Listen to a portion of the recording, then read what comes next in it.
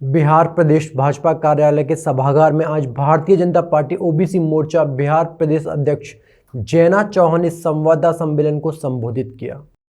कार्य उठाए हैं और बजट उद्धृत किए हैं। उन विषयों पर आज ओबीसी मोर्चा के अपने प्रदेश के अध्यक्ष श्री जैना चौहान जी आप लोगों को संबोधित करें।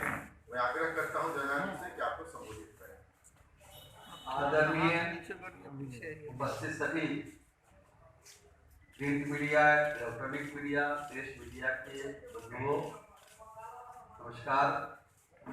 आज जो भारत सरकार की यशस्वी प्रधानमंत्री नरेंद्र मोदी जी के नेतृत्व वाली सरकार ने और उनके वित्त मंत्री निर्मला सीतारमण जी के द्वारा जो भारत के जो उदय के लिए जो बजट रखी गई, जो बजट पेश किया गया है, जो भारत के तकदीर और उसके तस्वीर को बदलने वाली।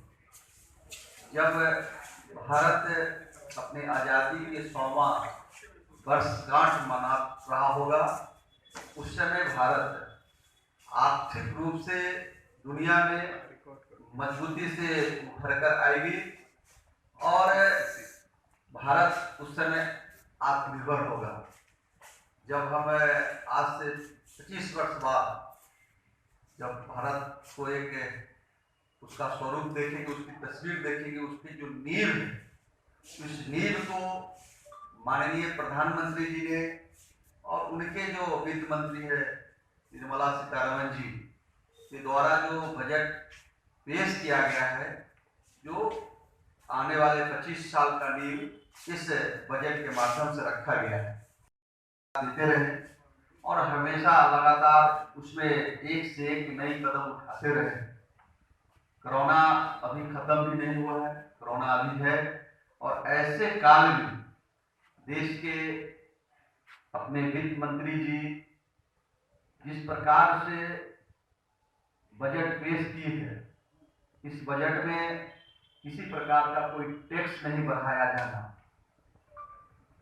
बाकी देश के लोगों ने अपने देश में मदद करने के लिए अपना हाथ तक खड़ा कर लिया, लेकिन इस देश में इतनी भयंकर महामारी आने के बावजूद भी इस बजट में किसी प्रकार का कोई टैक्स नहीं जोड़ा गया है।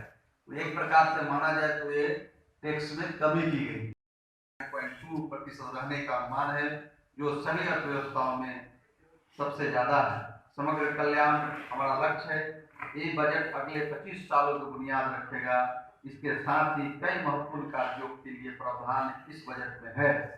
इन सभी बिंदुओं पर गौर करें तो ये बजट भारत के आर्थिक रूप से मजबूत करने की दिशा में एक मजबूत नींव है।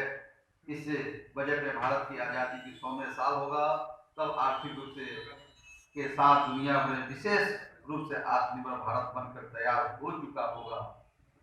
आज जितनी भी सरकार हम लोग की सरकार से पहले आए या किसी सरकार ने आज तक ओबीसी समाज के विकास की चिंता नहीं की। पहली बार आदरणीय माननीय नरेंद्र मोदी जी की सरकार जो भारत में चल रहा है, उसमें एक नहीं अनेकों ऐतिहासिक फैसले ओबीसी समाज को आगे बढ़ाने के लिए लिया जा रहा है, जबकि